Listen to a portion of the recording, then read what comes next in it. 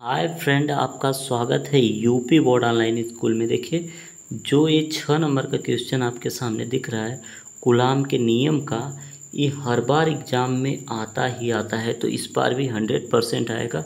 अगर आप वीडियो को मिस करेंगे तो 6 नंबर आप गंवा चुके होंगे। तो देख लीजिए बोर्ड एग्ज़ाम में कैसे लिखते हैं, ये भी हम तकनीकी आपको बताएंगे। यदि आपको यही नोट्स चाहिए तो हमारे व्हाट्सएप नंबर से आप संपर्क करके प्राप्त कर सकते हैं, जिससे आपका लिखने वाला समय बच सकता है। नहीं तो वीडियो के साथ आप नोट्स भी बना सकते हैं। तो शुरू करते हैं। कूलाम का नियम क्या होता है, देखिए बस वीडियो को लास्ट तक, आपको पूरा कूलाम का नियम आ जाएगा। थोड़ी सी हम परिभाषा बता रहे हैं, इसके बाद इसको समझा रहे हैं। ठीक, तो देखिए कूलाम का नियम जो कहता है वो कहता है, चूँकि दो समान प्रकृति के आवेश एक दूसरे को प्रतिकर्षित करते हैं तथा विपरीत प्रकार के आवेश एक दूसरे को आकर्षित करते हैं।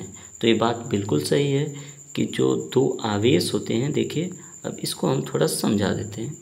जो दो आवेश होते हैं, देखिए एक आवेश ये है, एक आवेश ये है, दोनों लाल रंग के हैं। ठीक, तो एक दूसरे को क्या करेंगे, एक दूसरे को करेंगे प्रतिकर्षित। क्या करेंगे, प्रतिकर्षित, यानी ये इसको इधर भेजने का प्रयास करेगा बाहर की तरफ, ये इसको इधर, एक दूसरे से दूर हो जाएंगे। ठीक ना। और यहाँ पे ध्यान दीजिए, अगर इसको ए भी प्लस आवेशित है, ए भी प्लस, तो ये एक दूसरे से क्या हो जाएंगे, दूर हो जाएंगे।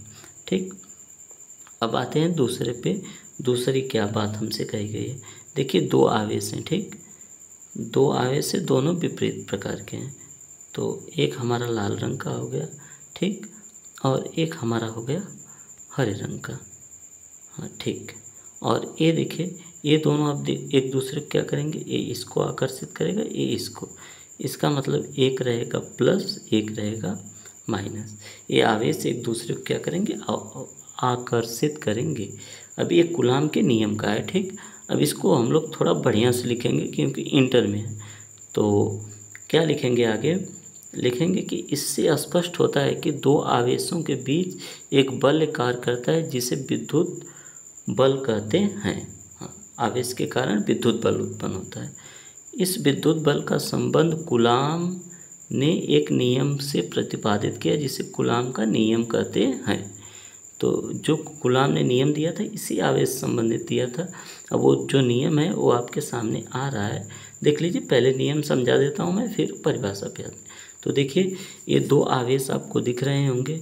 एक आवेश हमारा Q1 है, एक आवेश हमारा कौन है, ये देखिए एक आवेश हमारा है Q1, एक आवेश है Q2। ठीक, इनके बीच जो बल लग रहा है वो लग रहा है F। कौन सा बल लग रहा है, F। और बीच की जो दूरी है, देखिए इनके बीच जो बल लग रहा है, थोड़ा सा कलर चेंज करते हैं, इनके बीच जो बल लग रहा है वो लग रहा है F। ठीक ना, बल लग रहा है, इन दोनों के बीच जो बल लग रहा है वो लग रहा है F। ठीक, बल लग रहा है F। उसके साथ ही साथ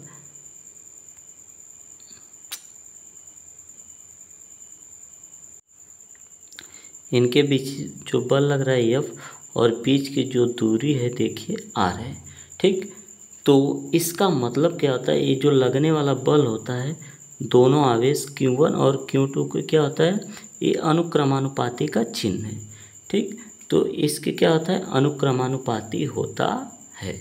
ठीक, यानी दो आवेशों के बीच एक आवेश ये है हमारा, ठीक, एक आवेश ये है, एक आवेश ये है, इनके बीच जो लगने वाला बल है और ठीक ना जो बीच की दूरी है, ये जो बल है लगने वाला दोनों आवेशों के अनुक्रमानुपाती होता है, तथा जो बीच की दूरी होती है वो होती है जो बीच की दूरी के वर्ग के व्युत्क्रमानुपाती होती है।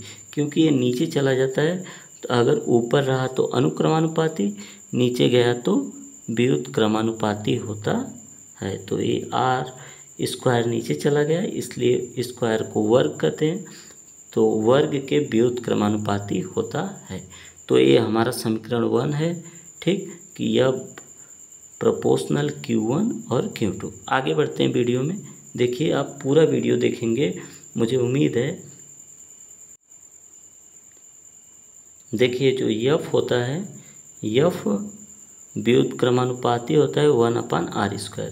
अब वहाँ से हमको मिला है F प्रोपोर्शनल Q1 और Q2, ये दो चीज़ें हमको मिली।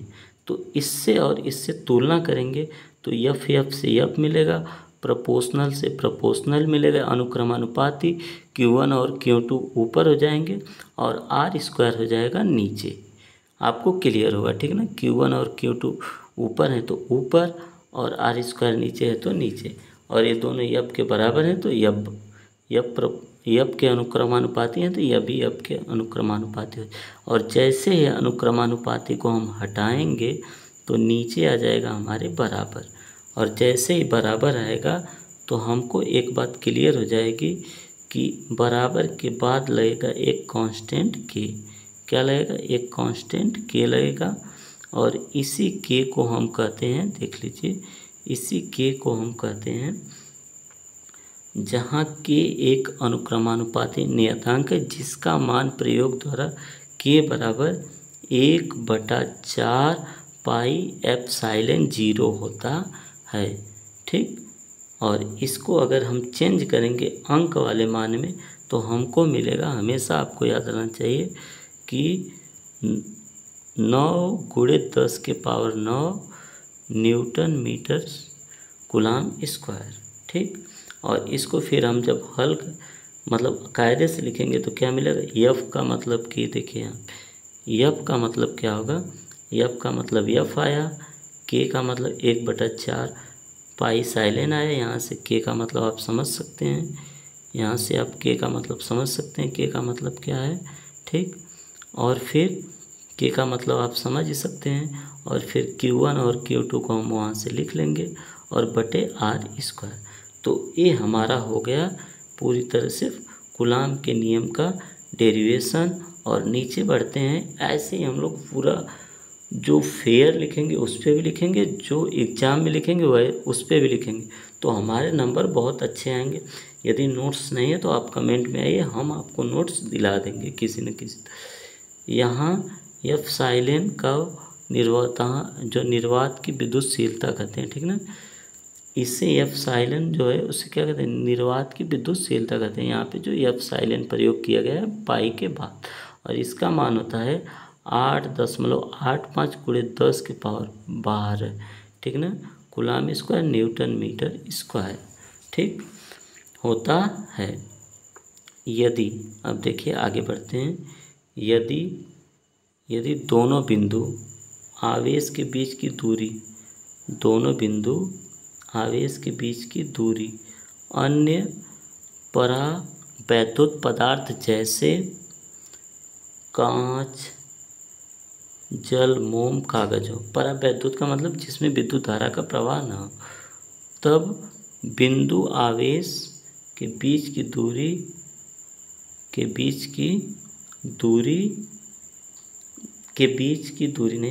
बीच के कार्य करने वाला वैद्युत बल इस प्रकार का होगा। कैसा होगा? देखिए, जो होगा वैद्युत बल इस प्रकार का होगा, यह बराबर 1/4 pi epsilon 0 K Q1 Q2 r², और एप्सिलॉन इक्वल टू होगा यहाँ पे F बराबर होगा एप्सिलॉन 0 K, और इसी को हम लोग कहते हैं, देखिए इसी को हम लोग कहते हैं कूलाम का नियम। और देखिए यहाँ पे जो है एप्सिलॉन 0 की जगह केवल एप्सिलॉन का प्रयोग किया गया है, तो F बराबर 1/4 पाई Q1 Q2 r², ठीक ना। इसका प्रयोग हम कर सकते हैं। और एक किसके लिए प्रयोग होता है देख लीजिए आप लोग, जब यहाँ पे क्या बात की जाएगी, जब यहाँ पे कांच, कागज, मोम आदि चीज़ों की बात की जाएगी तब हम इस फार्मूले का प्रयोग कर सकते हैं, जो हमको नीचे दिख रहा है ये वाला, ठीक। तो आपको क्लियर हो गया होगा कूलाम के नियम को कैसे लाते हैं, निर्वात की विद्युतशीलता किसे कहते हैं, और कागज, मोम या जल का प्रयोग हो जिसमें विद्युत धारा का प्रवाह न हो, तो उसमें कैसे हम एप्सिलॉन को हटा के केवल एफ को लाते हैं। ठीक है ना, ये जो दिख रहा है आपको इसे एप्सिलॉन बोलते हैं। ठीक, तो आपको क्लियर हो गया होगा। और यदि आपको हमारी और वीडियो देखनी है तो हमारे चैनल से जुड़िए, लाइक और सब्सक्राइब कीजिए, शेयर कीजिए। अगर आप ऐसा एग्ज़ाम में लिख के आ रहे हैं और फार्मूला लिखने के बाद ज़रूर से ब्रैकेट बनाइए ताकि आपको अच्छे नंबर मिले। और हमारी शुभकामनाएं आपके साथ हैं। नोट्स प्राप्त करना चाहते हैं, अगर वीडियो लास्ट तक देखें सब्सक्राइब कर लीजिए। नोट्स प्राप्त करना चाहते हैं हमारे नंबर संपर्क कीजिए, क्योंकि आपका सबसे अधिक समय उसी में बीतता है। यदि आप घर पे हैं तब भी हमारे चैनल से पढ़ाई कर सकते हैं। हम आपको नोट्स और थ्योरी और जो भी चीज़ें हैं सबको कंप्लीट करा के ही देंगे। तो इसी के साथ वीडियो को ख़त्म करते हैं। यदि कोई बात है तो हमारे कमेंट बॉक्स में आप कह सकते हैं, हम आपकी पूरी सहायता के लिए तत्पर हैं। इसी के साथ दोस्तों वीडियो को समाप्त करते हैं। जय हिंद, जय भारत।